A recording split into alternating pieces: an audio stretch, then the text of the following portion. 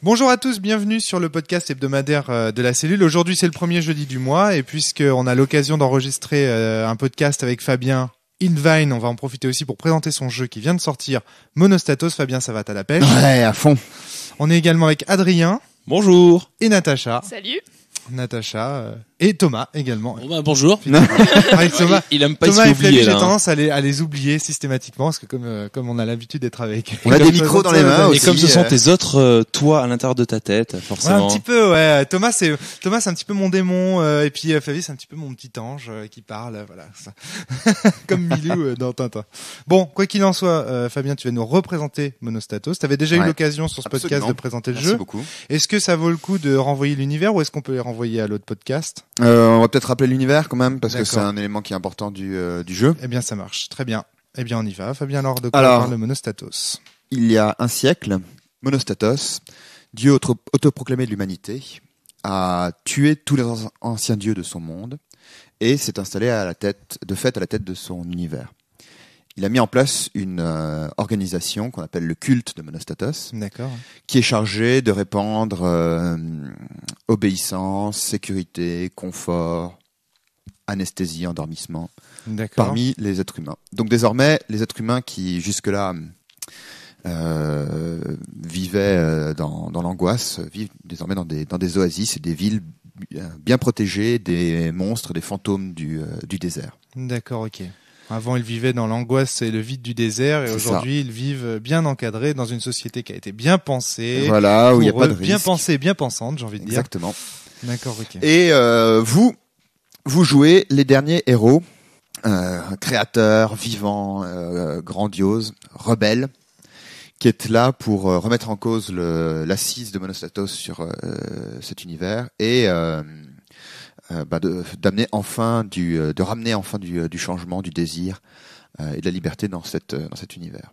D'accord, ok. C'est un univers façon Moyen-Orient de l'Antiquité, pays biblique, donc des déserts, des civilisations des civilisations de briques, avec des esclaves, avec toute une question autour de l'irrigation, de la de pierre grands sèche, sphinx perdus au milieu du désert, des ruines, tout à Bien. fait, voilà. Ça fait vraiment rêver, hein. Déjà, moi, cet univers-là m'a toujours énormément séduit. C'est pas la première fois que je le dis sur ce podcast. Est-ce que tu peux nous parler de son système maintenant? Alors, c'est un jeu qui s'inspire des théories de The Forge et en tant que tel, le système est pensé pour réaliser une certaine expérience de jeu. Donc là, en l'occurrence, pour vous amener à vraiment avoir le plaisir de vous sentir des héros rebelles face à une société immuable et sécuritaire. D'accord. Donc c'est un système dans lequel on a ce qu'on appelle des tableaux, c'est-à-dire qu'à tour de rôle, les joueurs et le meneur vont mettre en place des scènes dans lesquelles les uns et les autres vont pouvoir amener des éléments de l'univers. Donc les joueurs aussi ont le droit d'amener des éléments de l'univers et donc mettre en place la scène pour permettre à leurs personnages d'atteindre les objectifs qu'ils auront choisis en début de partie dans une ville, dans un lieu qui aura été décrit par le meneur. Donc, pour nos auditeurs, on peut dire que c'est pas vraiment un jeu de rôle classique, au sens où il y a une partie de l'autorité qui est quand même un peu partagée. Ouais, ce qu'il faut retenir, c'est que surtout il n'y a pas de scénario, dans le sens où il n'y a pas de point de passage obligé ou d'action obligée des personnages. Les personnages sont véritablement libres, étant entendu que ça se passe quand même dans un lieu qui a été déterminé, accepté par tout le monde dans la fiction. Si je voulais résumer ton système à gros traits, ce que je pourrais dire, tu vas me dire, hein, tu parles sous ton contrôle, que en gros, lorsque le joueur réussit son action, c'est lui qui décrit l'issue, etc. Il a une part belle qui est faite à la description de sa réussite, alors que lorsqu'il échoue son action, son jet de dés, ou c'est plutôt Monostatos, c'est donc le MJ qui prend le contrôle. C'est vrai, mais c'est pas.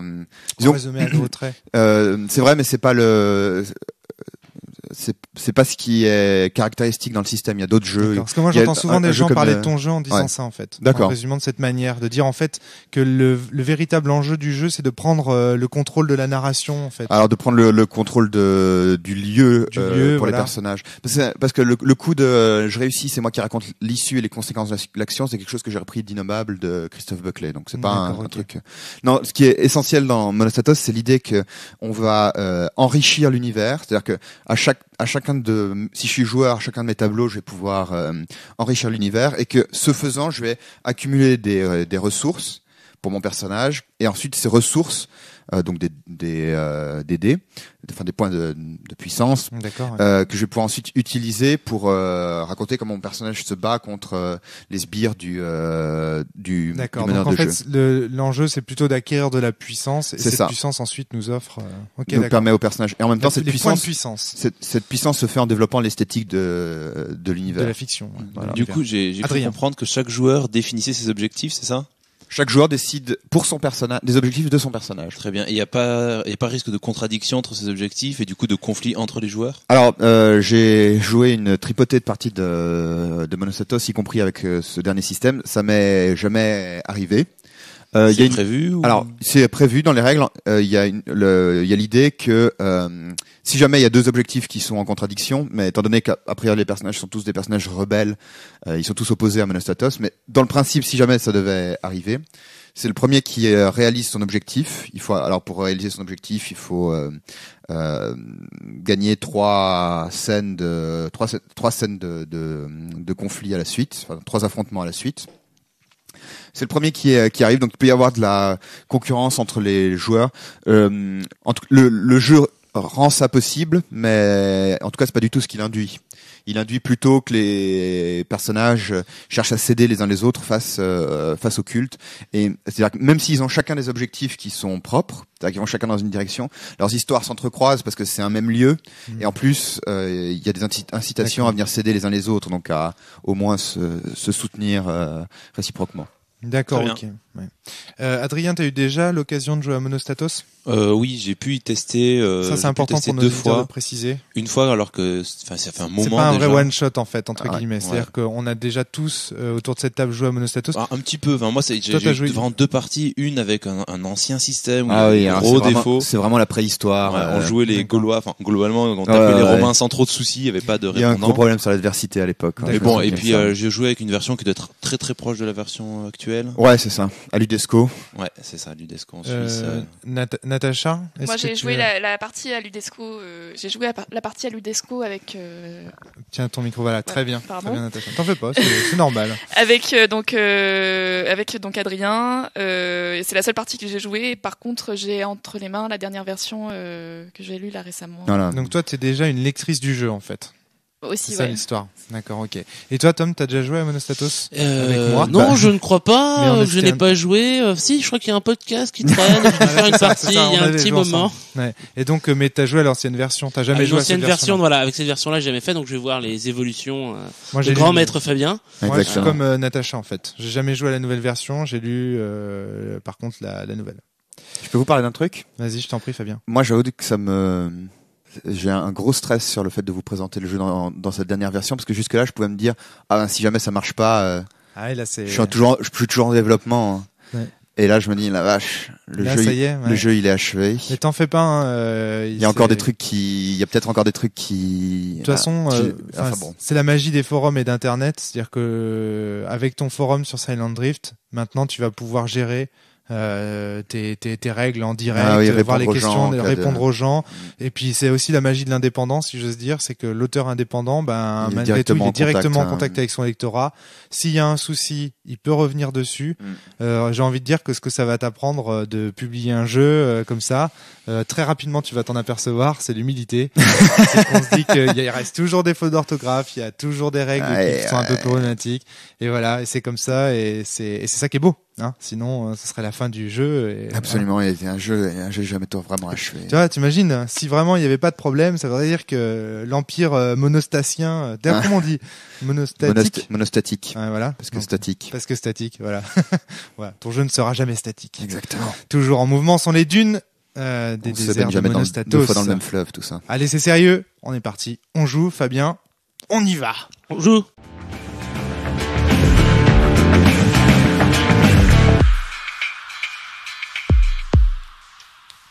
Voilà, fin de partie. Ouais, Fabien. fin de partie. Yep. Adrien, Natacha, Oui, tout à fait. Thomas, Oui. Fin de partie. vos sensations. On Euh, commence par toi, Fabien. On va ou- peut-être parler de ce qu'on a fait comme fiction ou marche, ouais. comment ça Ouais. se passe.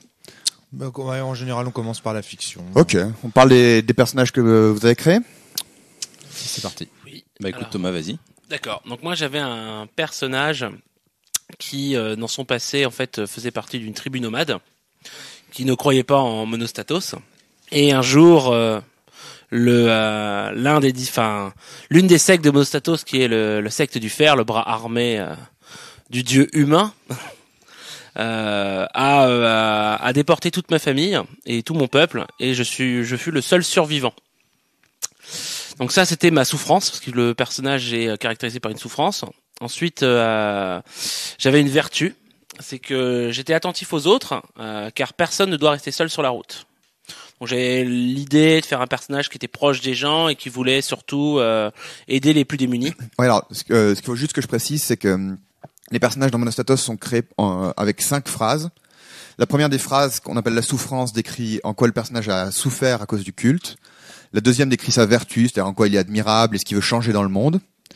Et les 3 dernières sont les singularités, qui sont des phrases qui décrivent en quoi le personnage est exceptionnel pour faire. Qui permet donc Faire en vite. fait de résoudre des actions. Donc mes singularités, c'est que j'avais ma voix fait tomber l'indifférence du monde. Ah, elle fait même trembler le monde sur ses piliers. Mon errance dans le monde m'a permis de connaître les plantes qui soignent et celles qui blessent. Et mon art du oud permet de réchauffer les cœurs de tout être humain. C'était un instrument.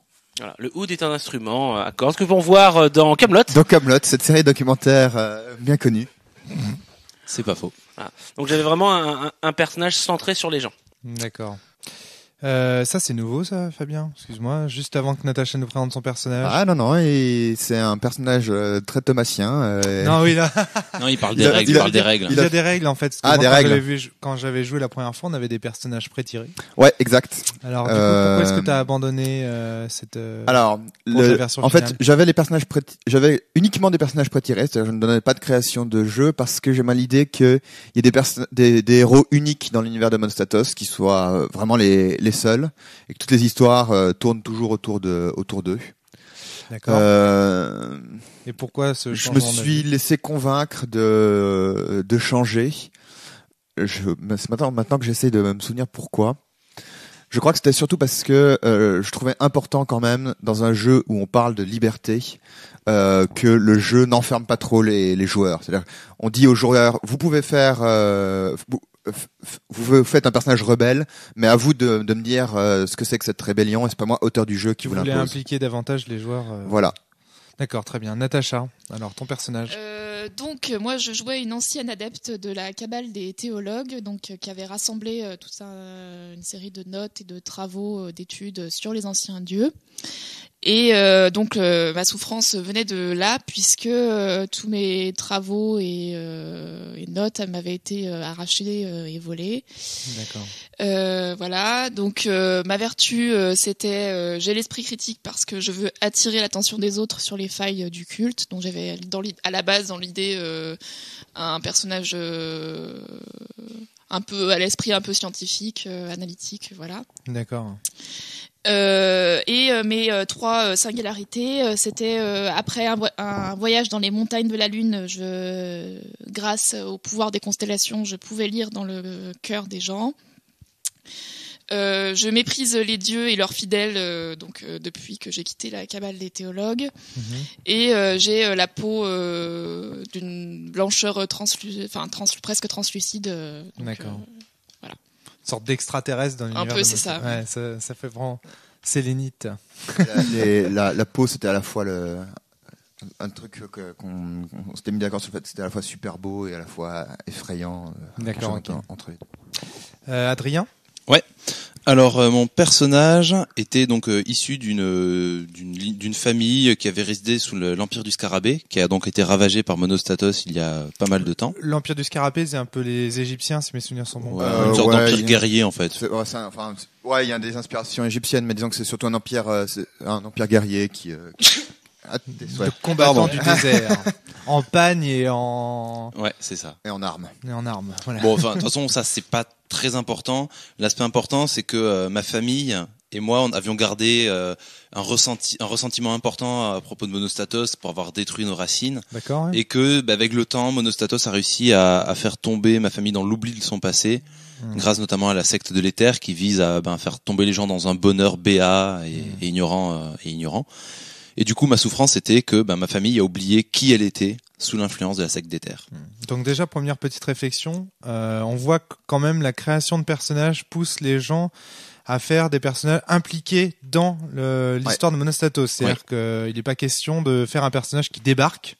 En fait, tout le monde a subi, tout le monde a des singularités qui font qu'il va s'opposer tôt ou tard à Monostatos. C'est toujours des rebelles. Choses extraordinaires, extra cultes, j'ai envie de dire. C'est des personnages qui sont rebelles, ils ont des raisons de s'opposer à Monostatos, et puis surtout, ils sont un peu paranormaux, j'ai envie de dire, par rapport à. Alors, pas tout à fait. Il y a une époque où les personnages étaient vraiment, là dans les singularités, ce que j'ai pas précisé, c'est que la première singularité est effectivement surnaturelle, c'est-à-dire que les personnages parviennent à transcender leur nature d'être humains. Et il y a deux singularités où ils sont seulement très très bons. Donc je sais pas, par exemple, ça c'est un truc qui m'a été inspiré de Princesse Mononoke de Hayao Miyazaki. Par exemple, si on le voit, le personnage de Princesse Mononoke, elle est exceptionnelle dans le sens où elle parle aux dieux, elle a des amis. Enfin, ses amis elle est alliée directement aux dieux, mais à côté de ça, elle est aussi très bonne dans le sens où elle est extrêmement bonne en combat et puis elle est extrêmement agile. Alors moi, sans être inhumaine. Ça me fait d'entrée de jeu penser à la mythologie grecque et aux demi-dieux qui ont des vertus humaines qui pour les humains sont extraordinaires, pour les dieux plus ordinaires, mais en même temps qui sont parmi les hommes. Voilà, c'est important que les personnages soient parmi les êtres humains, parce que j'avais des versions dans lesquelles les personnages étaient vraiment vraiment surhumains et en fait c'était pas intéressant parce que le personnage ne souffrait pas et en fait je me suis rendu compte qu'on se détachait trop des problématiques du jeu au final. C'est vrai, exactement. C'est-à-dire que c'est un jeu aussi qui parle de la condition, qui parle aussi de ce que c'est être humain. Et il y avait un problème aussi, c'est qu'on pouvait pas admirer son personnage. D'accord. C'est pas possible d'admirer Apollon, quoi. Enfin, il est trop ultime. C'est un personnage qui a souffert, qui est un peu plus complexe. Là, ça devient plus intéressant. Très bien. Alors, on va parler maintenant de la fiction un petit peu. Qu'est-ce que tu as fait, toi, pendant cette partie, dans la fiction, Thomas, avec ton personnage? Alors, j'ai fait pas mal de choses. À la fin, tu as réalisé un objectif quand même. Alors voilà, c'est ça qui est à préciser. Dès qu'on a fini notre création de personnage, donc Fabien, qui était le meneur, nous a décrit le décor de début de scénario, et ensuite il a fallu qu'on choisisse un objectif. Alors c'est pas que le décor de début de scénario, c'est le cadre du scénario. Donc c'est vraiment dans ce décor-là que tout va se passer. On va pas pouvoir s'en échapper. D'accord, ok. Et ça tient en théorie en à peu près une page A4. Donc c'est court. On le voit quand on l'entend, parce que moi j'ai quand même assisté à la partie en partie. Il y a quand même, quand on entend le cadre que tu poses, on sent aussi l'ambiance, la couleur du jeu qui est posée, si j'ose dire. C'est très poétique. Les descriptions que tu fais, c'est pas il y a un temple. Non, c'est tu décris les dalles, le marbre. En fait, les règles poussent à le faire et c'est pas juste Fabien. Voilà, c'est que la description d'un lieu, mais ça c'est important de le préciser, c'est que les gens vont pas le savoir. C'est ce que je voulais dire en fait. C'est que dans les règles, il va préciser qu'un lieu va être décrit selon ce que l'on ressent avec nos 5 sens. D'accord. Donc d'abord, ce que la vue va nous apprendre sur le lieu, ce que l'ouïe va nous apprendre, ce que le toucher, le goût, etc. Ça marche. Et donc Thomas, alors ton objectif? Donc mon objectif principal était de faire prendre conscience aux pèlerins, parce qu'on était une ville où il y avait les pèlerins, parce qu'on était à Omphalos, qui est la capitale de... qui est le cœur en fait, là où se trouve Monostatos lui-même. Voilà. Donc de faire prendre conscience à ces pèlerins l'inhumanité du culte de Monostatos. D'accord. Ça c'était mon objectif au départ, et... au fur et à mesure, on va dire même dès le début du jeu, je suis retrouvé à rencontrer ma sœur qui avait disparu et qui était devenue une prêtresse débutante d'un secte de l'éther. Ouais. Voilà. Donc là, mon objectif a changé et je souhaitais la libérer de sa prison et un peu du lavage de cerveau que la secte a pu lui offrir. D'accord. Donc toute la fiction visait à raconter la manière dont allait faire en sorte que ta sœur revienne à la. Alors ma fiction a été si vite venue là, puisqu'à un moment, quand j'ai découvert que ma sœur était rentrée donc dans une de ces sectes, de suite effectivement la scène que j'ai, le tableau, parce que c'est important, on parle de tableau. Le tableau que j'ai proposé, c'était essayer de la comprendre. Et après, il y a eu un conflit dans lequel je me suis fait arrêter, juger, et grâce à une brillante avocate, j'ai réussi à être libéré. D'accord. Donc tout a tourné effectivement sur le jeu entre mon personnage et sa sœur pour essayer de comprendre comment elle a fait pour basculer du côté de Monostatos. Et ensuite, essayer de l'extirper. D'accord, ok. Je te voyais rire quand il parlait de l'avocate. C'était toi l'avocate ? Oui, c'est moi qui donc suis venue à son secours. Voilà. Donc c'est une de mes actions pendant au cours de cette partie. D'accord. La deuxième principale et le deuxième affrontement en fait auquel j'ai participé. En tant que personnage. Puisque le premier donc avait mis en scène le prêtre de la secte du verre qui avait pillé les connaissances, les recherches de mon personnage, voilà. Et donc après avoir récupéré au moins l'information de où elles étaient, puisque finalement au cours de la partie je ne les ai pas récupérées. Et donc ceci grâce au personnage de Thomas, je vais décidé de venir en aide au personnage de Thomas à mon tour. Voilà. D'accord. Ok. Et ton objectif à long terme, c'était ? Rappelle-moi. Je relis précisément parce que je l'avais formulé. Modifier la nature de la lumière de Monostatos pour montrer sa part d'ombre. Donc, d'accord, ok. Donc la lumière là ici, il faut l'entendre comme la connaissance, le savoir qu'il projette. Ou c'est vertus magiques. Plus c'est vertus. Enfin, il y avait un côté mystique un peu en fait derrière. Plus c'est vertus magiques et finalement la façon dont je l'ai fait agir et dont j'ai fait avancer mon objectif, ça s'est révélé aussi l'espèce de rayonnement métaphorique en fait en plus de son rayonnement effectif. Sa force mentale sa force de domination en fait sur le peuple. Thomas, t'avais quelque chose à ajouter ? Oui, je voulais ajouter je suis pas sûr que tout le monde comprenne en nous écoutant. Ce qu'il faut voir, c'est qu'en fait, en cours de jeu, il y a en fait un tour de jeu. Le meneur va d'abord décrire un tableau. Ouais. Ensuite, ça va être les joueurs donc qui incarnent ces héros qui vont avoir le droit de faire 2 tableaux, donc en fonction pour tous les joueurs. D'accord. Au cours de ces tableaux, on va pouvoir gagner des jetons de puissance qui vont nous permettre de pouvoir agir en moment de conflit. D'accord. Et quand le meneur, quand le meneur en fait décrit un tableau, lui son objectif, parce qu'il a besoin aussi de gagner ses jetons de puissance pour pouvoir agir, il doit faire jouer une souffrance d'un des personnages. Alors, il y a d'autres manières, mais en fait il y a 4 manières. Soit il fait intervenir la souffrance d'un des personnages, soit il fait intervenir le désert, c'est-à-dire il montre comment le désert menace pour rappeler que c'est quand même un univers de désert. Soit il présente en fait pourquoi les gens ne se rebellent pas contre Monostatos, c'est-à-dire il présente l'ordre établi. Et le dernier, il peut gagner également des points de puissance en représentant comment un personnage qui n'est pas soumis à Monostatos.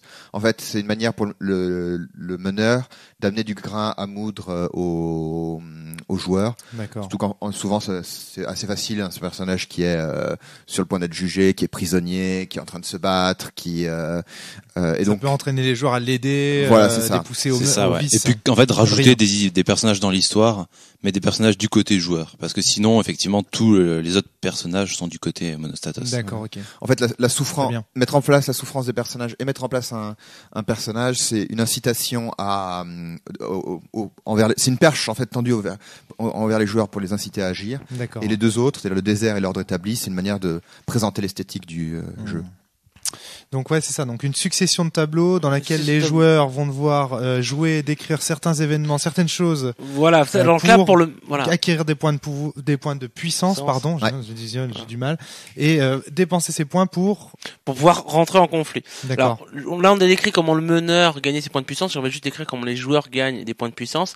En fait, quand un joueur va jouer son tableau, alors, vous allez me dire si je me trompe, s'il arrive à faire jouer à mettre en place donc sa vertu, sa souffrance ou un rapprochement avec un personnage. Ouais, il se lie avec un personnage d'un joueur ou un personnage secondaire ou du meneur, c'est pas. Voilà. Par contre, il faut attention, il faut que ce rapprochement soit fait sur un sentiment fort, de l'amour, de la haine, ce genre de choses, de la confiance, de la compétition, admiration ou attirance sexuelle. Voilà. Vraiment des sentiments forts. Dire une simple amitié, tiens, je te paye un coup, ça ne marche pas. D'accord, très bien. Faut qu'il y ait une réelle application. Ça nous permet pour nous. Il faut qu'il soit prêt à mourir pour toi presque ou à se sacrifier pour toi. C'est un peu à se battre à tes côtés en tout cas. On va pas dire. Forcément si c'est de la haine. Ah oui, exact. Oui, excuse-moi. Voilà.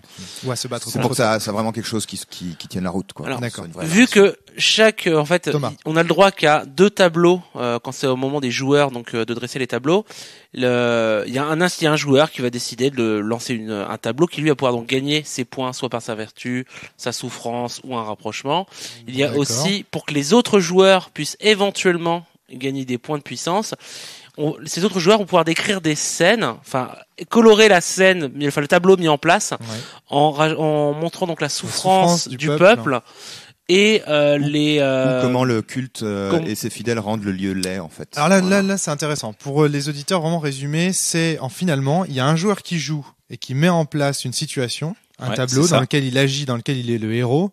Dans il lequel cadre la caméra sur lui. C'est pas seulement un cadre, il va décrire un peu tout en fait. Absolument. Et en fait, globalement, il va pouvoir dire ce qu'il veut jusqu'au moment où un joueur va sentir qu'il y a une opposition, qu'il n'est pas d'accord, parce que par exemple le maître de jeu va dire non là, le prêtre de Monostatos que tu pousses. Il le prend pour une agression et on lance un conflit. Là, on rentre au conflit. Mais jusque là, le joueur a effectivement l'autorité sur la scène. En face du joueur, il y a le maître de jeu qui joue finalement le culte, on va dire l'adversité oppressante. Voilà, c'est l'oppression de Monostatos. On peut jouer dans des lieux dans lesquels le culte est très faiblement présent aussi, c'est possible. C'est cela. Et puis tout autour, on a d'autres joueurs qui peuvent intervenir pour gagner des points eux-mêmes de puissance et pour aider le joueur principal. Le joueur. Alors ils peuvent aider avec leur personnage, voilà. Mais ils sont surtout là, moi je trouve, en tout cas de ce que j'ai pu assister et de ce que j'ai pu constater, ils sont surtout là pour aider le MJ à renforcer encore plus l'oppression sur le personnage. Alors non, c'est pas comme ça. Je donne un exemple. Lorsque tu permets, Fabien, dans ton système, à un joueur de montrer en quoi la souffrance, en quoi le culte de Monostatos crée de la souffrance, tu incites quand même un joueur autour du personnage qui est en train de cadrer la scène à se rassembler à côté du MJ pour encore plus. C'est pas comme ça qu'il faut. Alors, c'est pas tout à fait ça. En fait, moi j'aime bien ça. À la limite, on peut le voir comme il donne des idées. Oui. Ça va être des idées pour le MJ éventuellement. Faire participer le pour moi, c'est surtout qu'il enrichit la scène. Elle va être plus riche parce qu'on va voir les cris de la foule derrière. C'est ça, ouais. Bordez-le. C'est plus que moi je vois. En tout cas, moi j'ai pensé les choses comme ça, plus comme. En fait, les joueurs représentent le sale côté du culte, la côté moche, et de manière à ce que ce soit pas le meneur de jeu qui soit obligé de se faire mal lui-même, en fait, que le meneur de jeu puisse être fier de son culte et fier, on se comprend. Natacha, je dire que d'un point de vue du système de jeu, en plus, quand un joueur intervient dans dans le tableau d'un autre joueur, il gagne quand même un point de puissance qui va lui servir plus tard dans un affrontement contre le MJ et contre Monostatos. Donc de toute façon, c'est pour avantage. Tout à fait. Alors oui, absolument. Alors je suis d'accord avec vous. Évidemment, il y a ce côté-là. Mais ce qui est intéressant, ce que je voulais souligner en fait, c'est que le côté quand on joue, on est seul contre Monostatos malgré tout, je trouve. Alors sauf effectivement quand le personnage d'un joueur vient à la rescousse, etc. Mais ça c'est seulement lorsqu'il y a une confrontation. Moi je trouve que ce qui ressort de ce jeu, c'est quand même la solitude des personnages aussi. On a l'impression que le monde est contre nous. Le désert autour nous menace, tout nous menace. Il y a cette volonté. Alors, il y a cette volonté. Ça m'a été parfois, on m'a parfois poser des questions à propos de ça, de dire les personnages sont des individualistes. C'est-à-dire, ok, ils peuvent s'aider, ok, ils peuvent aller se voir et intervenir dans les histoires les uns des autres, mais chacun a quand même son objectif propre. Effectivement, ouais. D'accord. Et ça s'est pas mal ressenti, notamment sur mon personnage, qui lui, donc son objectif, c'était clairement mettre le point final à Monostatos. Lui, c'est un personnage très historien, voilà, pour lui l'histoire est importante et il voulait mettre fin à cette page de l'histoire. Et donc lui, il a commencé son aventure dans une prison, il a fait évader des prisonniers, puis il est parti en gros tout droit vers Monostatos avec une sorte de vent de révolte derrière lui. Et puis il a été amené à croiser les autres personnages, mais il n'y a pas eu d'interaction forte. D'accord. Ça a été, je vois quelqu'un qui est mal en point, je vais essayer de l'aider, ou je viens sur les lieux qu'ils ont influencés et j'interagis avec ces lieux-là, mais il n'y a pas eu d'interaction aussi forte qu'entre les deux autres, qui s'est passé par exemple par le procès. Il y a juste un truc que j'aimerais préciser sur l'objectif qu'a pris Adrien, donc qui est grosso modo en finir avec Monostatos.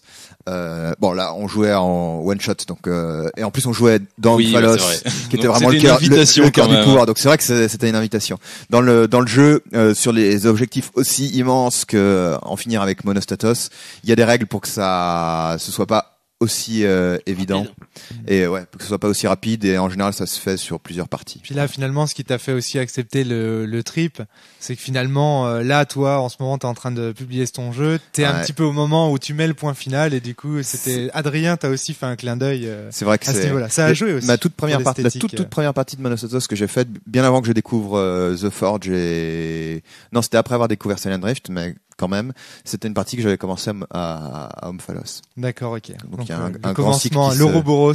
Exactement, le serpent qui se mord la queue. Ouais, très bien, très bien. Moi j'avais une question à te poser, si vous me le permettez. Fabien, alors pourquoi est-ce que tu as choisi dans ton jeu que ce soit celui qui échoue qui raconte son échec? Alors ça c'est de la tambouille de fonctionnement de règles. L'idée c'est que si c'est moi qui lance le dé et qui mène l'action, c'est toujours mon adversaire, que je sois meneur ou joueur. Ouais. Donc c'est toujours l'autre qui va raconter l'issue de l'action en étant contraint par le dé. Pourquoi ça ? Parce que ça permet à l'autre de faire réagir son personnage comme ça, à travers ça. D'accord. Parce que si c'est dans la réussite, c'est facile, il raconte comment son personnage fait pencher la situation en sa faveur, se défend, tout ça. Si c'est dans l'échec, l'avantage c'est que il peut raconter comment son personnage se débat, n'y arrive pas peut-être, mais en tout cas c'est pas un pantin qui se laisse faire. Il peut ajouter un peu de résistance. Et puis aussi ce qui est intéressant avec ça, c'est que quand il raconte sa défaite, par exemple surtout en cas d'échec, il peut commencer à introduire les pistes de son nouveau plan d'attaque, de sa suite, et ça fait une suite plus logique, plus cohérente, qui s'enrichit au fur et à mesure. À ce propos, il y a une règle que j'aime beaucoup dans ce jeu, c'est dans Monostatos, c'est le fait que au cours d'une description faite de la sorte, on n'a pas le droit de ridiculiser son personnage ou de ridiculiser l'adversaire. Ça c'est super important. Qui est quand même un cas très fréquent dans les combats, je trouve, dans le jeu de rôle classique. C'est-à-dire qu'on se retrouve très souvent avec des combats qui paraissent un peu ridicules parce que le MJ ne sait pas trop quoi décrire, alors il va faire rire les joueurs en décrivant un truc un peu ridicule, une référence à un film qu'il a vu la veille, voilà. Et là on échappe à cette côté, et donc on reste dans le canon esthétique imposé par le jeu. Là, l'idée c'est bien vu, vraiment. C'est que c'est quand même qu'on joue des héros, et qu'en fait alors bon, ridiculiser des héros, ça semble assez naturel, mais ne pas ridiculiser leurs adversaires, c'est-à-dire le culte, c'est pas si naturel, et en fait c'est vachement important, parce que on peut vraiment être un héros que si son ennemi est cruel, mauvais, classe. Et si on le prend au sérieux aussi. Si on le prend au sérieux, ouais. Donc c'est une règle qui est super importante dans un jeu qui vise à faire jouer des héros. Des scènes héroïques. Thomas. D'autres réflexions? Moi j'en ai plein, mais je veux vous laisser parler aussi. Alors Adrien, déjà, est-ce que la partie était satisfaisante pour toi? Est-ce que ça t'a plu? Alors la partie c'est satisfaisante. Il y avait c'est pas un problème pas très clair avec les règles sur comment avancer vers ses objectifs, parce qu'il y a moyen d'abuser et de plier la partie. C'est un petit défaut, mais ça. Ouais, c'est-à-dire que. Il s'agit d'être fair play, quoi. Ouais, il y a un peu de cette idée-là dans tout le système, quand même. Il y a beaucoup de choses qui sont encadrées, il y a beaucoup de choses aussi qui sont de l'ordre de, soyez pas cons, quoi. Enfin, oui, c'est ça, ouais. Parce que sinon, à côté de ça, le système, donc à part cette progression vers les objectifs qu'on peut abuser, à part ça, le système est bien pensé parce qu'en soi, il reste équilibré quel que soit le nombre de joueurs. Ouais. Et en laissant une tout petit avantage, je pense, aux joueurs, parce qu'ils ont notamment cette possibilité qu'on a évoquée tout à l'heure de décrire les effets néfastes du culte ou la souffrance des habitants pour gagner ces petits points dont le MJ n'a pas la symétrie. Ouais, exact. Et ces petits détails, c'est ça qui va faire en général que voilà, c'est ça qui va faire pencher la balance. Donc ça, c'est enfin moi je l'ai vu assez vite hein, parce que on a fait beaucoup de maths tout ça hein. mais tu sais que moi j'ai mis des mois à y arriver, mais parce que je suis pas du tout non mais je comprends après enfin c'est il y a une chose qui est le remarquer non mais il y a une chose c'est remarquer quand ça y est, et il y a une autre chose c'est penser au bon mécanisme pour le faire, et ça c'est suffisamment bien pensé parce que c'est pas quelque chose qui est facile à mettre en jeu, et donc ça permet de ce petit bonus en plus. D'accord. Moi, il y a un truc aussi qui par rapport à ça ça. Bien. Je crois que Monostatos, c'est un jeu dans lequel, si on est meneur de jeu, il faut pas avoir nécessairement envie de gagner. Le but du meneur de jeu, c'est pas de gagner. Alors ça, j'ai une question. Mais ça, c'est toujours le cas, non? J'en sais rien. En tout cas, moi, ce que je dis, c'est dans Monostatos, le but, c'est d'opposer la meilleure adversité possible aux joueurs. Ah, mais c'est pas con ce que vient de dire Adrien quand même. Le fait que c'est toujours le cas, en fait, que le. En tout cas, moi, c'est comme ça que ça fonctionne. Alors dans les règles. justement, j'ai une super question à te poser à ce sujet. Et ça te fait pas chier, Fabien, depuis des années, de défendre les arguments qui sont justement ceux que tu ne défends pas avec ce jeu. Est-ce que tu vois ce que je veux dire? Ouais. Le côté, c'est que, évidemment, toi, tu voudrais défendre que les humains doivent devenir ces héros libérateurs qui doivent se battre contre les carcans de la société moderne, etc. Et finalement, depuis des années que je te connais, je te coupe pour rappeler que la partie qu'on a jouée ensemble à l'Udesco, t'étais joueur sur exact. ce coup-là, et en plus c'est toi qui as atteint ton objectif. C'est une des rares parties où j'étais joueur, mais j'avais vraiment beaucoup aimé cette partie. Ça lui arrive aussi de jouer, c'est ça que tu veux dire. Ouais. Ah mais c'est vrai que c'est super frustrant. C'est plaisant aussi. Enfin bon, évidemment oui. La réponse est oui, Romaric. Mais je t'avoue que j'ai un vrai plaisir j'ai eu un vrai plaisir dans toutes les parties que j'ai jouées à poser une bonne adversité. C'est-à-dire à dire en fait. Ta sœur est devenue une prêtresse de Monostatos. Salaud! Au final, je pense que se mettre dans la position de ce que l'on aborde, c'est un moyen de mieux trouver des arguments pour encore le réattaquer dans le futur. Voir ce que le joueur te propose comme argument quand il est dans ta position. D'accord. Ouais, non, mais bien sûr. Par contre, je le vois quand même souvent, Fabien, en convention ou même comme ça quand on joue ensemble. C'est vrai qu'à terme, je préférerais souvent les yeux baissés. Vraiment, tu sembles t'auto-flageller, te condamner toi-même. C'est vrai qu'il y a des moments où j'aurais aimé être plus souvent joueur à mon propre jeu, forcément. Ouais, mais tu le sauras, t'en fais pas. Quand tous les MJ du monde auront acheté ton super jeu. Donc.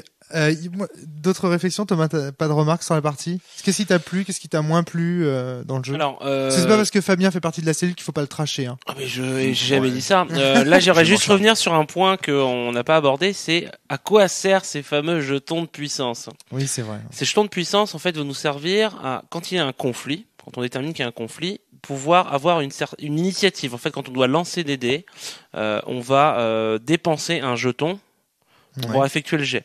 Donc évidemment, pour pouvoir effectuer le jet, il faut quand même en plus avoir décrire les actions de notre personnage. Que ce soit crédible fictionnellement. Faut créer de la fiction. Ensuite, quand on jette par défaut un des 6, on va pouvoir augmenter le nombre de dés à lancer grâce à nos singularités. C'est-à-dire qu'on a 3 singularités. C'est-à-dire que si on décide de faire jouer l'une des singularités, il va falloir que dans la partie fictionnelle, cette singularité soit décrite, soit mise en scène, et nous permettre donc de lancer un dé supplémentaire. Et c'est aussi le cas si on a des arguments qui défoncent les arguments de Monostatos. L'adversaire. Donc, vu qu'on a 3 singularités, on ne l'utilisait qu'une seule fois par conflit. Donc ça nous permet au moins d'avoir 3 jets avec 2 dés. Plus on a aussi cette particularité donc avec les. Mais ça reste limité à 3 G quand même. C'est toujours limité à 3G. Donc nous, on n'a pas eu le cas à ce moment-là. Alors, ce côté de pouvoir décrire cette singularité va nous permettre, en fait, au moment de la création de personnages, de bien sélectionner les singularités en fonction des scènes qu'on souhaite jouer. Voilà, ça c'est vrai que c'est un truc qu'il faudrait peut-être que je précise plus clairement, mais quand on crée son personnage, les singularités peuvent s'appliquer. En fait, les singularités sont toujours là pour aider un personnage à s'en sortir dans un affrontement. Mais un affrontement, il peut être physique, on se bat, hein, classique.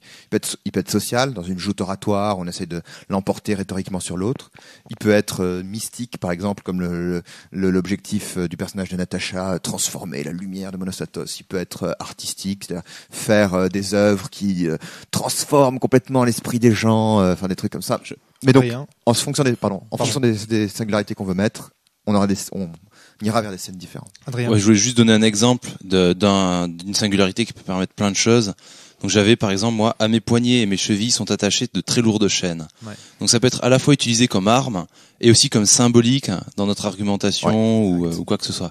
Donc c'est quelque chose qui est très intéressant quand on met ces singularités de penser un petit peu à cet Alors ça c'est un truc sur lequel je vais revenir quand je vais parler un peu de l'univers avec Fabien, mais moi ça me fait direct penser à God of War. Et de toute façon ce jeu me fait penser d'une manière générale à God of War. Je connais pas du tout, je suis très peu de jeux vidéo. D'accord, mais enfin c'est-à-dire la révolte métaphysique d'un homme contre les dieux. C'est ça que raconte God of War. Alors c'est ultra bourrin, ultra violent, ultra sexiste, ultra tout ce que tu veux, mais ça, en cela, ça répond au côté super bourrin de la mythologie grecque finalement, ultra violent, du sang, des divinités caricaturales.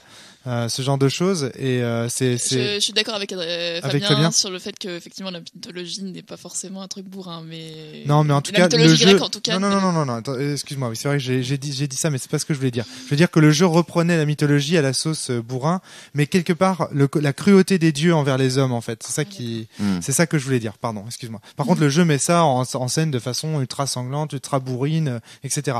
Mais en tout cas il y a ce côté là en fait, c'est le côté les dieux se fichent complètement du statut des êtres humains, et lorsque les êtres humains brisent leur chaîne et qu'ils deviennent à leur tour des demi-dieux, ils peuvent affronter les dieux, etc. Il y a ce côté parcours initiatique en fait du héros qui me fait beaucoup penser à voilà point. Et là, comme tu parlais des chaînes, je voulais dire à nos auditeurs, si vous avez aimé God of War en jeu vidéo, vous aimerez Monostatos en jeu de rôle, à mon avis. Natacha, tu voulais ajouter quelque chose ou c'était juste pour me bâcher sur les... J'en suis vraiment désolée, mais oui. Thomas. Ouais, donc moi je voulais finir sur ces fameux points de puissance. Points de puissance. Putain, les pouvoirs, hein. Non, c'est de la puissance. Ça vient d'où le point de pouvoir? Ah oui, c'est PowerPoint. C'est la traduction Google de PowerPoint. Point de pouvoir. Bon, bref. Donc, au moment de ces confrontations, donc en fait, au fur et à mesure que la confrontation avance, le joueur va dépenser ses points de pouvoir, le meneur va dépenser ses points. Donc l'intérêt d'avoir ces points, c'est qu'on peut évaluer la puissance des forces adverses. Ouais, exact. Voilà, donc ça nous a permis, c'est vrai que nous au début, nous on commence 100 points de pouvoir, sachant que le premier à lancer une scène c'est le meneur, donc lui il engrange de suite des points. On se dit au début là le conflit, on va peut-être plutôt hésiter. Puis quand on commence à avoir pas mal de points de pouvoir, on se dit là on peut peut-être rentrer en conflit et commencer à lui faire mal. En même temps, il y a une règle qui est super intéressante, c'est la possibilité que pendant qu'un joueur décrit son tableau, et donc on arrive à son conflit, donc pendant qu'il est en train de faire son conflit, un autre joueur peut décider de dépenser un point de pouvoir pour aider l'autre personnage. D'accord. Donc là, ça nous a permis, par exemple, pour la scène, quand je me suis retrouvé au tribunal, je l'ai pas vu cette scène, c'était pas. Mais non, t'étais pas là. Quand Natacha était plutôt en train de faire, donc était dans son amphithéâtre qui explose à la fin. Bon, ça. C'était un délire sur le moment. God of War. Les personnages qui s'éloignent et puis dans leur dos le. Le chaos s'empare de l'amphithéâtre. Donc, et à un moment, elle était dans la difficulté, commençait à pu avoir forcément beaucoup de points de pouvoir. Mon personnage a pu rentrer dans la scène afin de l'aider. D'accord. Prêter assistance. Donc c'est moi qui ai dépensé mon point et j'ai pu avoir une action sur cette résolution de conflit. Donc ça, je trouvais ça pas mal. On n'est pas passif sur cette résolution. On peut, à un moment ou un autre, aider le personnage. D'accord, ouais. Ça, c'est vraiment intéressant. C'est des scènes très importantes parce que c'est ça qui fait que le jeu ne se joue pas chacun de son côté. Dans son coin. Et c'est la question que j'allais poser un peu. C'est quelque chose qui m'a été souvent reproché, effectivement. Ouais. C'est-à-dire que comme j'ai vraiment cette envie depuis le début d'avoir des personnages individualistes. Je pense que c'est le dernier jeu de rôle dans lequel je ferai, hein, parce que ça exige tellement de contraintes sur le système, qui fait que les personnages poursuivent un peu leur propre existence, chacun de leur côté. Avec le MJ qui est au milieu, jongle avec chacun. Et c'est pour ça que c'est important que les joueurs aient quelque chose à faire un joueur qui a quelque chose à faire dans la scène d'un autre joueur pour pouvoir, qu'il y ait quand même une interaction et que leurs chemins se croisent. Et puis moi j'ai trouvé qu'au niveau de la fiction c'était pas mal d'avoir justement ce héros qui d'habitude est tout seul puisse agir. D'un coup il y a le deuxième héros qu'il ne connaît ni d'Ève ni d'Adam vient lui prêter main forte et puis s'en va tel le cow-boy solitaire. Ça c'est sympa. Natacha. Alors moi je veux juste revenir sur les débuts de partie et où en cours de partie quand on n'a plus de points de puissance, j'ai remarqué que c'était finalement très difficile de finir un tableau sans arriver à un affrontement. En tout cas peut-être sur ce cadre-là et cette partie-là précisément, mais alors, dès qu'on croise des représentants du culte, on a envie. Ouais, il y a le personnage a envie. Voilà, c'est ça. Ouais, je comprends. Alors, il y a une règle qui est vachement importante de ce point de vue-là. Fabien. C'est que ce soit un joueur ou un meneur, quand quelqu'un propose un affrontement, dit je crois que là on a un conflit, on va lancer un affrontement. L'autre a toujours le droit, et sans que ça lui coûte rien, de dire mon personnage parvient à esquiver l'affrontement. D'accord. Ça c'est vachement important. Alors ce que je voulais dire en fait c'était de toi t'empêcher de créer un affrontement quand tu sais que tu n'as pas les points de puissance pour le faire. Ah. C'est ce que je voulais dire. Mais c'est pas un reproche, c'est juste une remarque sur un constat. Tu peux reprocher, vas-y. Elle m'a fait de nombreux constats comme ça sur Sens aussi, j'ai apprécié. Et effectivement, sur ce que disait Fabien, donc qu'on peut toujours refuser un affrontement, le fait aussi de pouvoir aider quelqu'un, c'est des points il faut prendre un certain recul sur l'objectif du personnage, parce que si on y joue pour gagner, c'est-à-dire je veux remplir mon objectif, on n'a pas intérêt à aider un autre joueur parce qu'on va dépenser des points de pouvoir pour aider quelqu'un d'autre à faire son objectif. Et pareil, de son côté, le maître de jeu peut refuser des affrontements ou non pour refuser des affrontements et du coup ne pas permettre la progression du jeu. Donc c'est pour ça qu'il faut garder en tête que l'objectif n'est pas de gagner, mais de faire une belle histoire et que quelqu'un arrive à la fin en fait. D'accord, ok. Ouais. Quelqu'un doit finir le jeu. Moi, Fabien, plusieurs remarques peut-être. Ouais, moi j'aurais quand même un truc à dire et c'est pas contre vous. Hein. J'avoue que ça n'a pas été ma partie préférée. D'accord. Qu'il y a eu des moments de flottement. Bon, je pense que c'est parce que je suis un peu stressé vis-à-vis de ce podcast. Ouais. C'est marrant de te voir comme ça. D'habitude, t'as la pêche, la patate, tu gueules dans les micros comme un ouf. Là, j'ai envie de dire, mais tu sais, ça fait 4 ans que je travaille sur Monostatos, c'est peut-être un peu un truc important, mais comme toi, ça fait 10 ans que tu travailles sur Sens, je vais pas te faire ce coup-là. Mais ouais, et puis bon, je suis un peu crevé. C'est vrai que c'est quand même un jeu dans lequel il faut avoir envie de mettre plein de trucs dans la fiction. Il faut que l'imagination tourne vite. Donc là, j'étais peut-être pas au milieu de la fin. D'accord. Moi, ce que j'ai trouvé dur aussi, c'est on a commencé à Omphalos et le problème d'Omphalos, c'est que Monostatos est très présent et on a une possibilité de gagner des points en décrivant la misère du peuple. Ouais. Mais à Omphalos, non, parce que propre. c'est que des fanatiques, quoi. Donc ça nous faisait aussi quelque chose en moins dur. Je trouvais qu'on a peut-être dans ce lieu-là, en tant que, on va dire, première partie, même si c'est pas vraiment ma première partie, une petite perte de création. Donc je sais pas si c'est issu à ça. Ouais, c'est vrai que Omphalos, on perdait aussi une complexité du culte qui est que, et ça c'est un truc que je dis bien dans l'univers, les prêtres de Monostatos sont pas des fanatiques.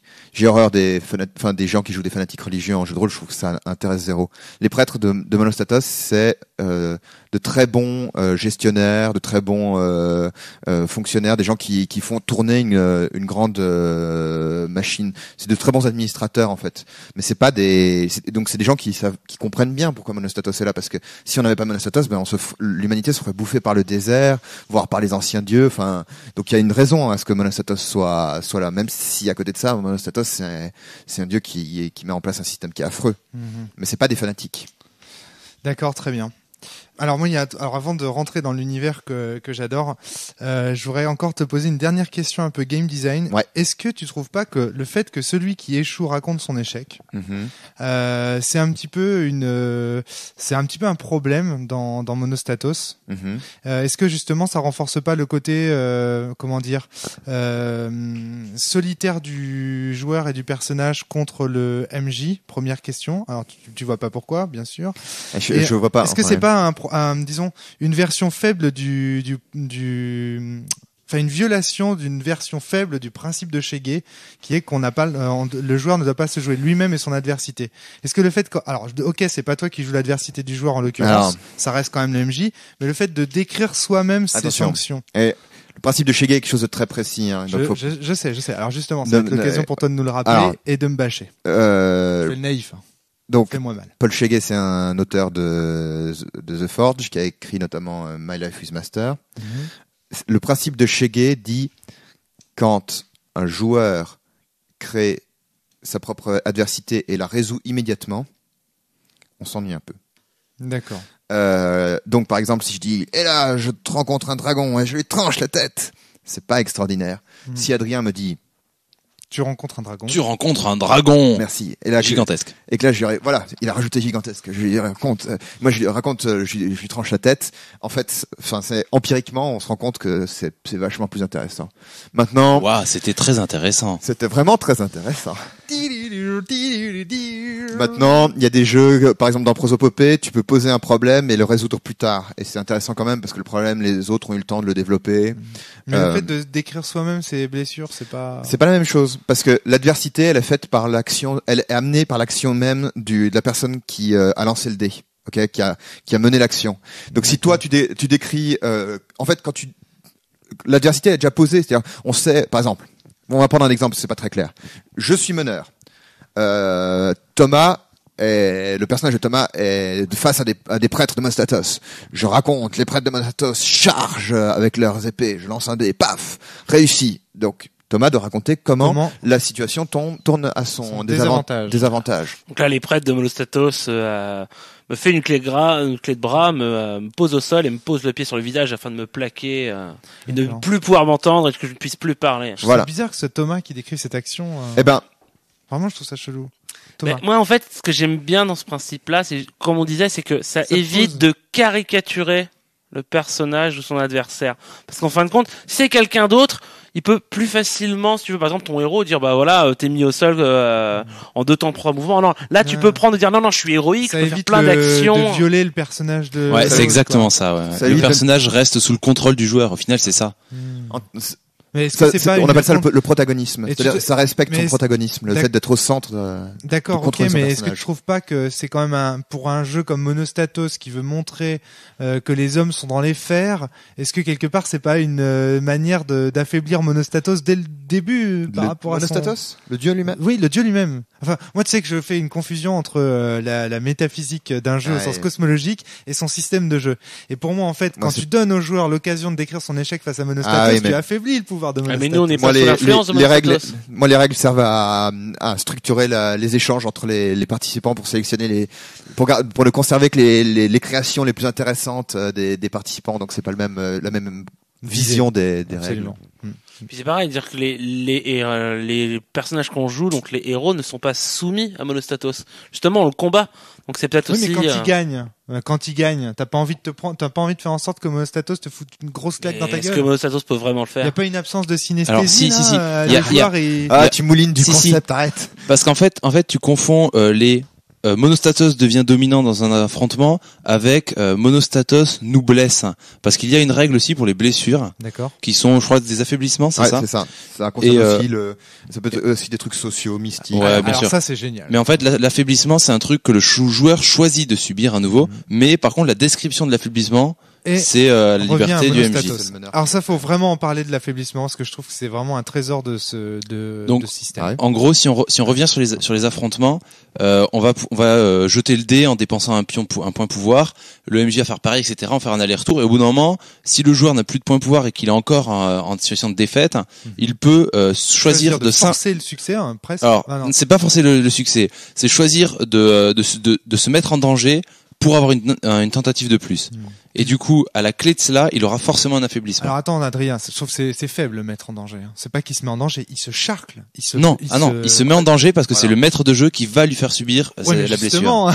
Il donne au meneur de jeu le droit de raconter comment ce personnage va se... Parce qu'en fait, c'est ça, il prend un risque en fait. Alors moi j'aimerais bien qu'on cite l'exemple qu'il y a eu dans cette partie quand même, qui a eu lieu dès le début du jeu. Effectivement, dès le début du jeu, En fait, j'ai fait ça plus par défi que par vraiment intention de gagner. Adrien. Mon personnage était donc dans la prison, il s'était laissé capturer, c'était son moyen de rentrer dans Phalos, et du coup, il a lancé un affrontement pour essayer de se libérer de la prison. Ouais. Et par une succession de malchance, le maître du jeu a fini par se retrouver à court de points de pouvoir. Mais c'est le moment où ça s'est arrivé. Moi aussi, j'étais à court de points de pouvoir. Il avait le dessus. D'accord. Ouais. Et du coup, j'ai choisi de me mettre en danger, c'est-à-dire, peu importe la lumière que tu me projettes au visage, ça ne m'arrêtera pas. Donc, je m'expose clairement à cette attaque en me disant, je l'ignore, je la subis, tant pis, et je jette le dé une fois de plus et j'ai gagné. Ah, tu vois, moi je trouve que l'héroïsme de Monostatos, il est là. Lorsque le joueur avance face à la lumière de Monostatos et qu'il choisit de se brûler les ailes pour continuer d'avancer dans la... Ça, tu vois, ça c'est un moment cool, très, très, très fort. Et c'est pour ça que ce principe est très bon. Et puis ensuite, il faut rajouter autre chose, c'est qu'à partir du moment où on a 2 affaiblissements, on est menacé d'être retiré du jeu. C'est-à-dire que les personnages ne meurent pas dans Monostatos, parce que la mort, c'est pas ce qui peut leur arriver de pire. Ils se soumettent. Quand un personnage a deux affaiblissements, à la fin du prochain tableau, donc du prochain tour de joueur, le personnage se soumet. Ce qui veut dire que le joueur a encore la possibilité pendant un tableau de regagner son honneur, voilà. Mais sinon il rentre dans le rang. C'est ça. Il se soumet à Monostatos. Il devient un prêtre. Il devient un outil du culte, un outil surpuissant. Alors ça d'ailleurs, c'est un peu, moi je trouve un défaut dans Monostatos, un vrai défaut, c'est que là je fais pas le naïf, c'est que je trouve que Monostatos est pas si séduisant que ça. C'est-à-dire que d'habitude dans les jeux de rôle, les méchants sont vraiment séduisants et parfois on est tenté de vouloir rentrer dans le rang. Ah non, si, ils sont hyper mais c'est séduisants. peut-être parce que Fabien est pas motivé à le jouer, alors il commence à en avoir un peu marre parce que peut-être. Toi, mais tu trouves ça séduisant? Il y a eu 2-3 passages où il y a que des étincelants qui me font. Ah non, qui te font rêver. J'ai plus les exemples en tête. Là. Les lames incandescentes, non? Alors là, moi, c'est mon expérience de lectrice. Je fais ressortir parce que je me suis aperçue en lisant le livre de règles et les descriptions de l'univers que c'était très... Alors je sais pas comment t'arrives à le faire, j'ai pas analysé l'écriture ou quoi que ce soit, mais c'est très insidieux parce que même en tant que lecteur, tu te dis ah bah oui, finalement il y a des côtés positifs au culte. Alors ça oui. Et alors après tu te dis bah non mais c'est pas possible. Ça je suis d'accord, mais est-ce qu'ils ont la classe? Ça peut être positif, mais est-ce qu'ils ont la classe? Alors parce qu'en fait il y a je confonds peut-être la classe et la coquetterie, mais en tout cas il y a un truc qui est clair, c'est que c'est bien, la sécurité c'est bien, mais Brice Hortefeux il a pas la classe. Ouais, mais alors il y a pas que ça. Par exemple, il y a eu la scène du procès où à la fin un des joueurs a été blanchi de ce dont on l'accusait, mais au final ce que ça montrait, c'est que la justice qu'incarne Monostatos au final elle marche. Parce que si quelqu'un qui semble coupable peut être blanchi, quelque part c'est qu'il y a quand même une justice. Donc en ça, Monostatos, c'est quand même une figure à laquelle on peut se dire, je peux y faire confiance. Même toi, joueur qui incarne la rébellion, peut ne pas être accusé et condamné. Alors moi je serais meneur à Monostatos. Ça va saigner, ouais. parce que je pense que vous n'y croyez pas à Monostatos vraiment. Moi, je crois vraiment à Monostatos. En fait, en fait, ma réponse, c'est les joueurs que j'ai envie de bâcher dans ce jeu, putain. Et c'est aussi une réponse à Natacha, c'est que Monostatos, effectivement, les prêtres sont pas fondamentalement classe. Il y en a quelques-uns parmi eux qui imposent le respect, comme les prêtres de la secte du marbre, qui ont des espèces d'énormes masques avec plein de métaux, de la pierre, tout ce que tu veux. Il y a des prêtres qui sont très très compétents et très forts, mais c'est pas la classe qui fonde la dimension séduisante de Monostatos. Effectivement, Natacha a raison, c'est-à-dire que en tout cas, j'ai voulu écrire Monostatos en disant, vous voyez, finalement, ils font ça, mais pour de bonnes raisons. C'est pas un méchant gratuit. Et c'est même, c'est difficile. Ça, on le sent, mais ça, on le sent. C'est difficile. Ça. C'est même difficile de dire que c'est un méchant, parce que c'est des espèces de réalistes, de gens qui se disent, on n'a pas vraiment le choix. Mais on le sent bien. Qui a pour but de supprimer la souffrance, alors présenter comme ça. Mais on le sent bien, ça, que c'est pas vraiment des méchants, mais on sent bien qu'ils ont une cause, qu'ils ont des raisons, etc. Mais à quel prix, quoi? Eh ben, moi, quand je me suis retrouvé, donc, à la scène finale, face à Monostatos, prêt à le dérouiller, il y a un des arguments de Fabien où j'ai failli dire, oui, t'as raison, écoute, je vois pas pourquoi aller plus loin, t'as raison, effectivement, tu incarnes quelque chose, tu es ton propre prisonnier, reste là et Oui, alors, tant il faut pis, raconter en fait. cette scène finale qui était pas, Ouais, qui était quand même pas mal du tout. Qui était pas mal du tout. Donc pour reprendre, j'ai donc libéré des prisonniers, j'ai avancé jusqu'au centre de la ville où il y a Monostatos, j'ai repoussé un de ces derniers gardiens, un étincelant de la secte de marbre, et je suis arrivé face à Monostatos, donc de la lumière presque solide, presque liquide dans laquelle on peut nager, remonter, que c'est un courant très fort. Et Monostatos me montre qu'il est prisonnier. Et qu'en fait, à l'origine, il était un petit dieu qui voulait, un dieu de la raison, mais que les marchands, en voulant l'accaparer, en fait, en voulant tout rationaliser, et en voulant le rendre universel, en fait. Alors, le rendre universel, je pense, moi, je l'ai interprété parce que les marchands qui avaient cette raison avaient une supériorité quelque part parce qu'ils pouvaient rationaliser et tout comprendre tout comment fonctionnait. Et du coup, ça a cru hors de contrôle de ce qu'il voulait, de ce qu'il pensait à l'origine, ce dieu. Et il s'est retrouvé esclave de ses propres serviteurs. D'accord. Alors ça, c'est pas un secret du jeu. Ça, c'est mon interprétation à moi, Fabien. À ce moment-là. Ouais. Parce que j'ai eu d'autres. Parce que d'autres interprétations. Comme tu l'as dit, Fabien, j'aurais pu très bien moi aussi décrire qui était vraiment Ça, Monostatos. c'est quelque chose qu'il faut savoir aussi, c'est que Monostatos, ce n'est pas un jeu à secret. Ce n'est pas un jeu dans lequel il y a un univers. Disons où tout est fixé à l'avance à découvrir. Voilà. L'univers sert juste de source d'inspiration. Voilà, c'est ça. Ouais, et de base pour influencer la couleur du jeu, si j'ose dire, et la manière dont on va ensuite raconter ses actions et son histoire, toujours dans un univers, comme tu l'as dit au début de ce podcast, mésopotamien, etc. D'ailleurs, je t'ai posé une question, j'aimerais bien que tu répondes devant nos auditeurs. Il y a la roue dans Monostatos? Alors, a priori non. A priori non. Ouais. Ça c'est fort, je trouve quand même. Pour moi, un univers dans lequel il y a tellement de sable. Je vois pas vraiment. Alors, ils ont Monostatos a offert des routes qui traversent le désert, qui sont inaltérables aux êtres humains. Mais pour autant, je pense pas qu'ils aient encore vraiment. Enfin, il doit y avoir la roue, mais c'est pas une technologie qui est tellement répandue parce que dès que t'as du sable et des coins rocailleux, il vaut mieux le faire ça. Il vaut mieux porter tes marchandises à dos d'esclaves ou la roue, c'est presque de la haute technologie, quoi. Surtout que des esclaves, t'en manques pas. Voilà, c'est ça. D'accord. L'univers aussi. Alors, tu l'as même parlé de l'univers. Tant qu'à faire, on va finir la scène. Ah oui, pardon. Au final, je lui ai pété sa gueule à Monostatos. Voilà, que ce soit clair. Mieux que ça, en fait. Mieux que ça. Non, mieux que ça, effectivement.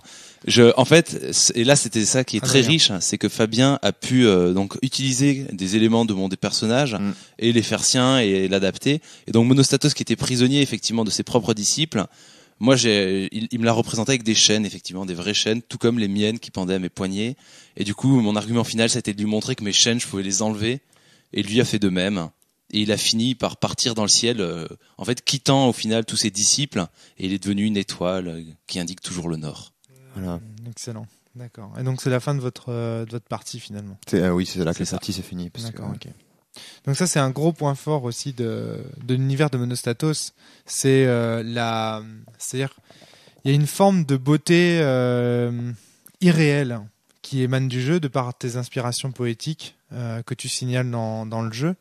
Et en fait, mais en même temps, tu m'as fait prendre conscience, toi, que c'est aussi parce que j'ai un rapport à la réalité qui est particulier, si tu veux. Bah bien sûr. Je suis pas convaincu que la réalité existe à 100%. Mais ça, c'est assez bon. C'est-à-dire que on a l'impression, quand tu nous présentes le jeu, que finalement il y a des choses à découvrir en dessous. Mais c'est nous-mêmes qui les imaginons, et c'est nous-mêmes qui les créons en fait en les imaginant. Notamment quand on écrit un lieu, par exemple. Il y a un truc qui est énorme, c'est que Monostatos, il a Omphalos. Ouais. Il triomphe, il trône sur les dieux abattus. Ouais. Mais c'est un dieu lui-même. Et en fait, réfléchissons bien, essayons de s'imaginer en fait ce que tu nous as raconté au début de ce podcast de façon réaliste. On n'y arrive pas. Et si on imagine de façon poétique, on n'y arrive pas non plus parce qu'on est dans les carcans. Tu vois, on est comme entre deux. Je comprends pas tout à fait ce que tu veux dire. Tu comprends pas, alors ça, j'arrive pas encore bien à l'expliquer, Fabien. Mais moi, quand je lis ton texte, on n'est ni dans la poésie, c'est-à-dire on n'est pas dans le surréalisme de la poésie, mais on n'est pas non plus dans le réalisme il y a un temple qui est là, une route, la route 21 Jump Street devant, tu vois. On est entre les deux en fait. Ouais. On a l'impression qu'on peut soulever le voile de la poésie, qu'on va y trouver de la réalité. Et inversement, que derrière la poésie, il y a une réalité. Tu vois, est-ce que tu vois ce que je veux dire? Ouais. Et donc, du coup, ça crée un canon bien particulier, je trouve. C'est de la fantaisie. Sauf que moi je trouve pas. Moi je veux dire, enfin moi je trouve pas. Quand j'ai écrit l'univers de Monostatos, donc ça fait un moment quand même, j'étais pas très satisfait par les univers que je trouvais dans les jeux de rôle classiques parce que c'était pas de la fantasy qui s'assumait pleinement. C'est-à-dire que on a trop souvent des descriptions de l'univers dans lesquelles tout est décrit par le menu et c'est vachement enfermant en fait. C'est vraiment dommage qu'Emmanuel ne soit pas avec nous aujourd'hui parce que moi l'univers auquel ça me fait penser Monostatos, c'est Agone. C'est elle notre spécialiste d'Agone. Je connais pas. Vraiment, c'est incroyable. C'est-à-dire oui de la fantaisie, mais pas la fantaisie pas comme d'habitude. Parce que en fait, il y a un côté réaliste de la magie dans la fantaisie en général. Il y a un côté le fantastique devient presque une norme. Les mages, on les engage à la taverne, etc. Non, là on a le cul entre deux chaises, entre la poésie et le réalisme. Et il y a vraiment autre chose qui se dégage de cet univers. On est dans un autre domaine. Et en mon sens, le seul jeu qui s'en rapprocherait un peu, ce serait Agone et peut-être Nobilis. Maintenant que j'y pense. Et bon, voilà. Après, je suis pas la science infuse des jeux, mais j'ai du mal à comprendre ce que tu veux dire, mais si tu veux, moi, mon idée, c'était de dire, je vais pas vous dire par le menu ce que c'est que l'univers, mais je vais vous donner suffisamment de graines. J'ai l'impression que t'inventes un style, en fait. Enfin, Merci. Enfin, que tu rejoins ces gens qui a une nouvelle fantaisie. La fantaisie poésie, je sais pas comment on pourrait l'appeler, la fantaisie poétique. Ouais, mais il y a, alors, ce qu'il y a, c'est que t'as peut-être pas une poème fantaisie. T'as peut-être pas t'as peut-être pas une culture de fantasy qui est assez. Non, parce que il y a des trucs qui sont en fantasy qui sont très peu connus, mais si tu lis quelqu'un comme Merwin Peake, donc la trilogie Gormenghast. L'Ordre du Contrevent. Alors, l'Ordre du Contrevent d'Alain Damasio, et voilà, ça. Natacha, je vois Natacha qui opine du chef.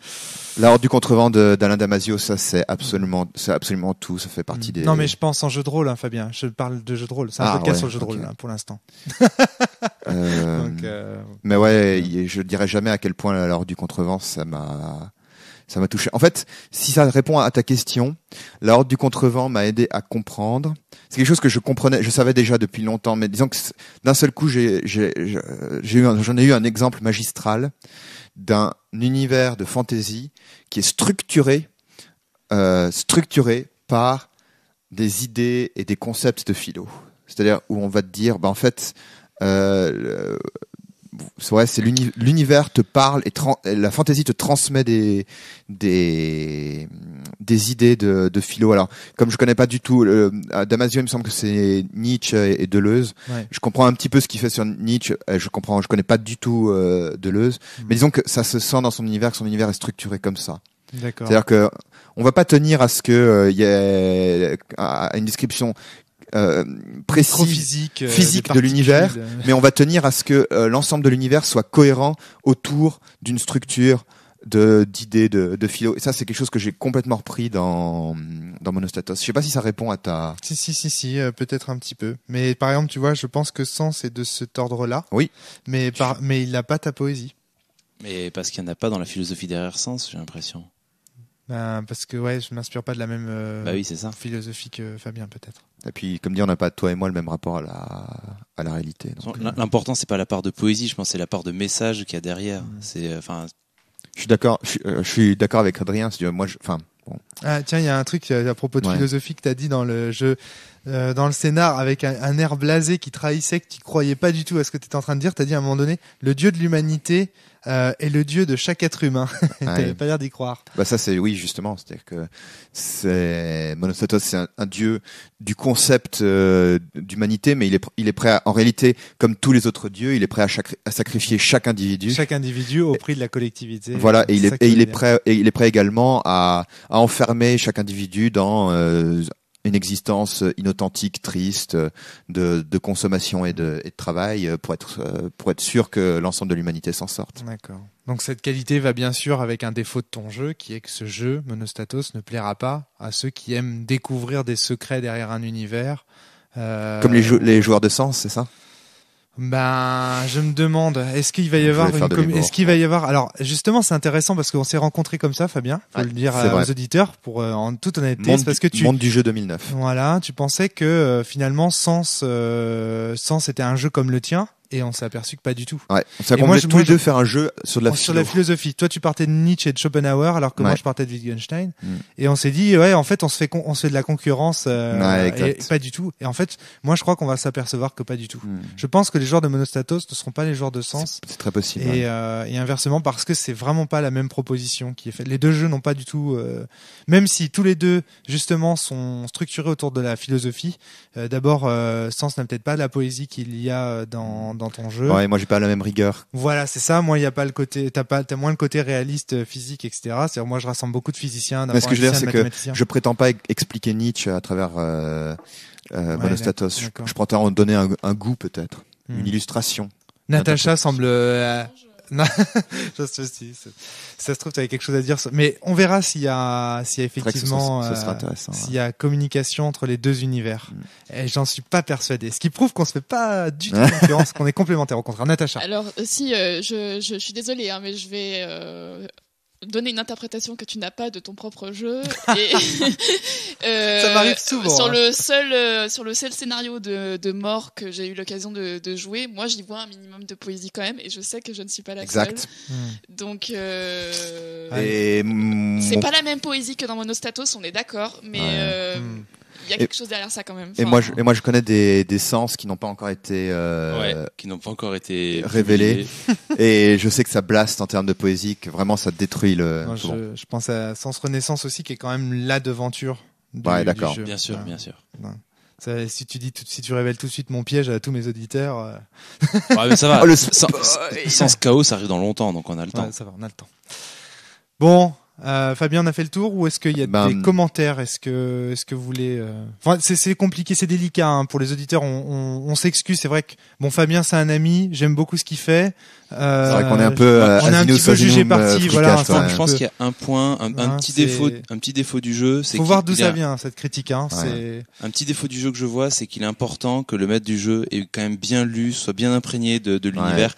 Les règles suffisent pas en fait. C'est vrai. Il faut vraiment avoir compris la couleur du jeu, ce qu'il faut en faire. Faut avoir dans la tête. Ouais, je suis parti. Il y a vraiment. Monostatos, c'est quand même au départ j'avais envie de faire un jeu de rôle complètement traditionnel. Hein. Mais ça se voit parce que tes descriptions sont quand même assez précises parfois. Mais et par exemple là-dessus, à un moment, j'ai fait le choix de me dire, en fait, j'espère jouer sur le même mécanisme que dans les jeux de rôle traditionnels où il y a la personne qui lit et qui découvre le jeu et qui l'a fait découvrir aux autres est également le meneur de jeu. Là, je suis parti sur le même principe en me disant, la personne qui va lire et intégrer l'univers, ce sera aussi la personne qui sera meneur de jeu. Je crois que c'est pas dit explicitement dans les règles. Ça, c'est quand même un gros coup de pute que tu leur fais. Hein. Parce que si on aime Monostatos, c'est qu'a priori on aime ces héros libérateurs, et tu obliges les gens à transmettre le jeu par le biais de Monostatos, qui justement. De toute manière, les gens qui aimeront le jeu seraient les gens qui sont déjà convaincus. Le but, c'est de convaincre des gens qui.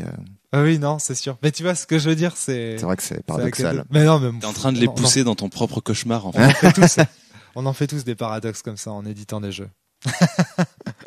Non, c'est très bon, c'est très bon. Bon, voilà, nous ici on a aimé, hein, on serait pas autant amis avec Fabien si on n'avait pas aimé son jeu. Donc voilà, vous avez maintenant l'avis de la cellule sur Monostatos. C'est maintenant à vous de vous faire le vôtre, chers auditeurs. On va vous laisser. Jouez bien, portez-vous bien. Merci beaucoup. C'est ça qui compte. À bientôt. À la prochaine. À bientôt. Ciao. Salut. Salut.